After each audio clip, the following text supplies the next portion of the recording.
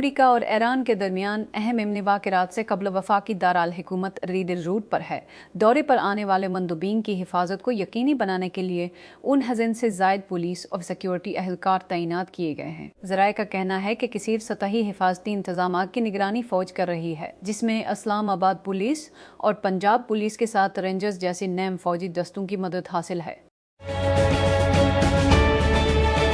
اسلام آباد ایشیائی ترقیاتی بینک (DB) نے جمع کو رواں مالی سال کے لیے پاکستان کی اقتصادی ترقی کی شرح کو 30% تک بڑھا دیا، لیکن مشرق وسطی کے بحران کے درمیان عالمی اقتصادی غیر یقینی صورتحال سے ہونے والے منفی خطرے سے خبردار کیا۔ مینوفیکچرنگ کی بحالی اور سرمایہ کاری میں اضافہ کے طور پر مالی سال 2000 سے مالی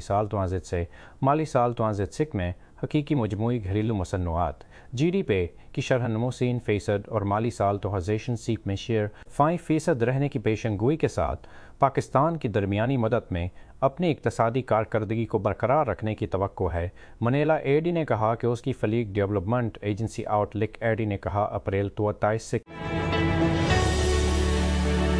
ایران کے ساتھ امریکی اسرائیل جنگ نے تنازعات کو میدان جنگ سے data centres, soft where engineers اور سویلین ٹیکنالوجیز کی طرف منتقل کر دیا ہے، انہیں فوجی طاقت اور اس کے انتہائی کمزور اہداف دونوں میں تبدیل کر دیا ہے۔ جیسے جیسے فوجی اور سویلین انفراسٹرکچر کے درمیان لائن دھندلی ہوتی ہے، جنگ کے قوانین اور اخلاقیات کے بارے میں فوری سوالات ابھرتے ہیں۔ اسنا تیز رفتار تکنیکی ترقی عام شہریوں کی ایک بڑی تعداد کو جنگی مشین کے بڑھتے ہوئے قدموں کی طرف کھینچتی ہے۔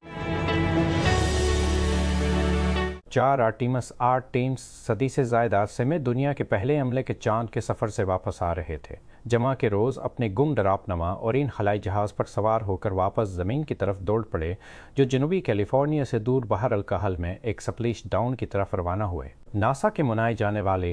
روزا مشن کا اختتام اورین کے عملے کے کیپسول کو اس کے سروس ماڈیول سے ال کرنے کے ساتھ شروع ہونے کی توقع تھی۔ اس کے بعد زمین کے ماحول میں ایک آگ کا دوبارہ داخلہ اور کیپسول پیراشوٹ کے سمندر میں جانے سے پہلے چمنٹ کا ریڈیو بلیک آؤٹ ہے۔ سیکیورٹی اور انٹیلیجنس کمپنی جو فارچیون سیکٹر دنیا بھر میں سرکاری ایجنسیوں کی حفاظت کرتی ہے، نے کراچی میں انسداد فراڈ پاکستان 2026 کانفرنس کی کامیابی کے ساتھ میزبانی کی، جس میں سرکاری حکام، کارپوریٹ لیڈرز، سائبر سیکیورٹی ماہرین اور صنعت کے ریگولیٹرز کو اکٹھا کے پاکستان میں فراڈ کے بڑھتے ہوئے چیلنجوں سے نمٹنے اور انویسٹیگیشنز کا پتہ لگایا جا سکے۔ پرلے کانٹیننٹل ہوٹل میں منعقدہ یہ تقریب ایک تاریخی اجتماع تھا، جس کا مقصد فراڈ کی روک تھام، سائبر ڈیفنس اور مالیاتی جرائم کی تحقیقات کے شعبوں میں پیشہ ور افراد کے درمیان تعاون اور علم کے تبادلے کو فروغ دینا تھا۔ پاکستان کی تیز رفتار ڈیجیٹل تبدیلی اور ٹیکنالوجی پر بڑھتے ہوئے انحصار کے ساتھ فراڈ اور سائبر کرائم کا مقابلہ کرنا ایک اہم قومی ترجیح بن گیا ہے۔